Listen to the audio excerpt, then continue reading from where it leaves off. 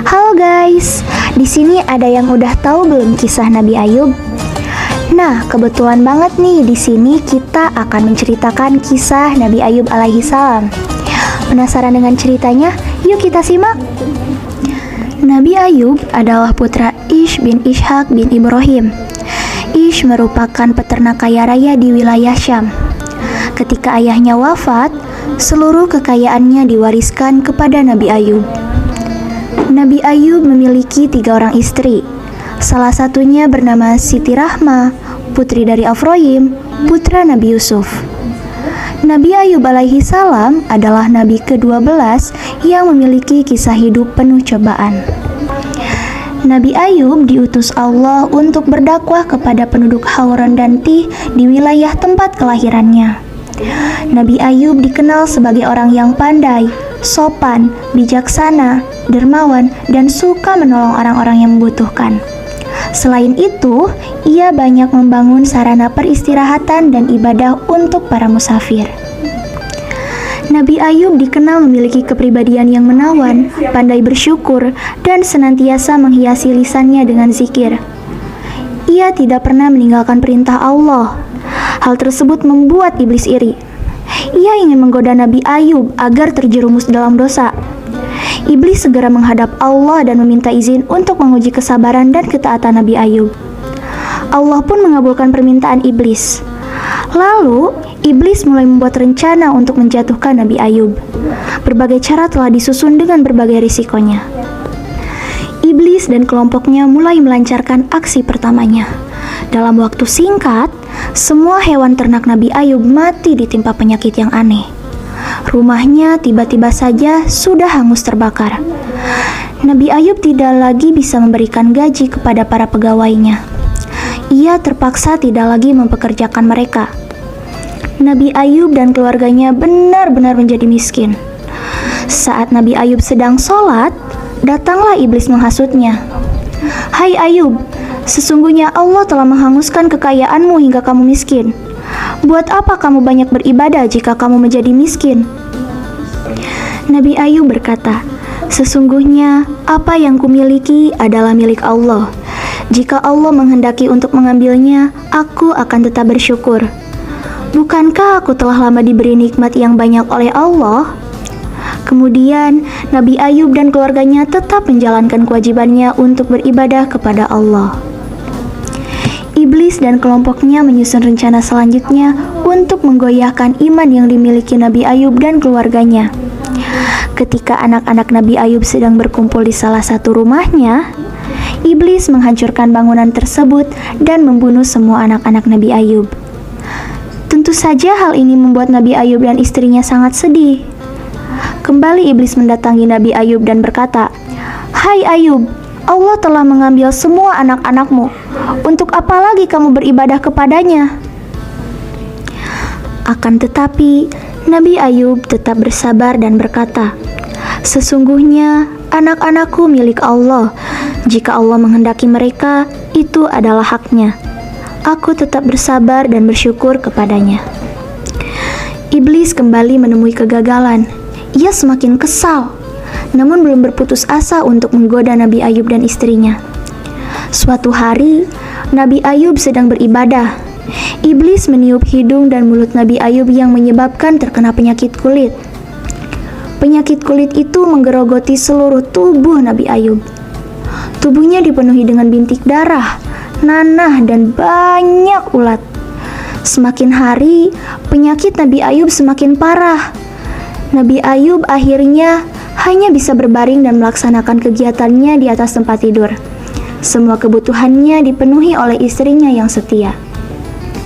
Pada awalnya, masyarakat bersimpati dengan derita yang dialami Nabi Ayub. Namun, karena penyakit Nabi Ayub semakin parah, mereka mulai menjauh dan mengucilkannya. Hanya istrinya, yaitu Siti Rahma, yang senantiasa mendampingi Nabi Ayub dalam suka dan duka. Tibalah suatu hari, para wanita datang dengan penuh kemarahan. Mereka meminta Nabi Ayub dan istrinya meninggalkan lingkungannya. Mereka khawatir penyakit yang diderita Nabi Ayub akan menular. Dengan penuh kesedihan, Siti Rahma menggendong Nabi Ayub untuk meninggalkan tempat tersebut. Sebenarnya, Nabi Ayub sempat memberikan kebebasan kepada Siti Rahma jika ia ingin meninggalkannya. Akan tetapi, Siti Rahma memilih tetap setia kepada Nabi Ayub. Untuk mempertahankan hidup dengan Nabi Ayub, Siti Rahma rela menjual perhiasannya. Ketika perhiasannya habis, dia rela bekerja untuk memenuhi kebutuhan hidupnya. Hari demi hari, penyakit Nabi Ayub bertambah parah. Siti Rahmah tidak tahan menyaksikan suaminya sangat menderita. Ia berkata, "Wahai suamiku, mengapa engkau tidak berdoa kepada Allah untuk kesembuhanmu? Aku tidak tega melihatmu dalam keadaan yang seperti ini." Nabi Ayub menolak sambil berkata, "Wahai istriku, aku malu kepada Allah untuk meminta kesembuhan. Sedangkan Allah telah melimpahkan kesehatan yang lebih lama dari sakitku ini." Nabi Ayub pun kemudian tetap beribadah kepada Allah meskipun dalam keadaan yang sangat payah. Iblis semakin geram dengan kesabaran Nabi Ayub. Dengan tipu muslihatnya, iblis menggoda Siti Rahma agar meninggalkan Nabi Ayub yang seolah sudah tidak ada harapan lagi. Siti Rahma sempat berpikir untuk meninggalkan Nabi Ayub saat keluar rumah untuk memenuhi kebutuhan suaminya. Ketika memanggil istrinya, Nabi Ayub tidak mendengar jawaban dari istrinya tersebut. Beberapa kali ia mencoba memanggil, namun istrinya tidak ada di rumahnya.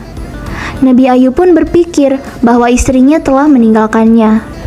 Ia pun berjanji bahwa jika istrinya kembali, ia akan mencambuknya hingga 100 kali. Nabi Ayub berdoa kepada Allah untuk memohon kesembuhan.